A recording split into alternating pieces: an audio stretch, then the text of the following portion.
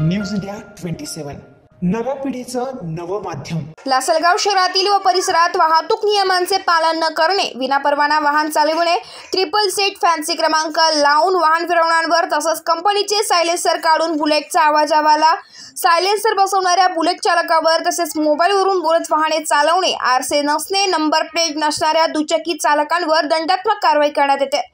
लासलगाव पोलिसांनी शहरात वाहतुकीचे नियम न पाळणाऱ्या दुचाकी अशा विविध 18हून अधिक वाहनांवर कायदेशीर कारवाई, वाहन चालकांना 7,000 रुपये दंड आकारण्यात आला, असे सहाय्यक पोलीस निरीक्षक भास्करराव शिंदे यांनी यावेळी माहिती दिली आहे। मी सहाय्यक पोलीस निरीक्षक लासलगाव पोलीस स्टेशन।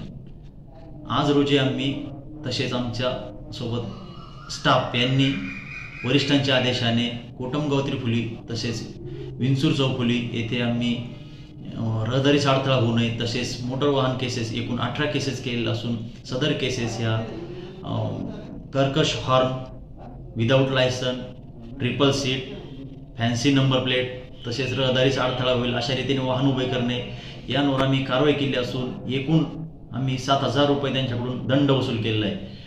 तरी सदरची कारवाई ही अशाच प्रकारे रोज सुरू राहील आणि त्यामधून आम्ही बेकायदेशीर वाहतूक करणे तसेच वाहन चालवणे यावर जास्तीत जास्त कारवाई करण्याची तजवीज ठेवली आहे। जय हिंद। News India 27 Marathi, Nashik.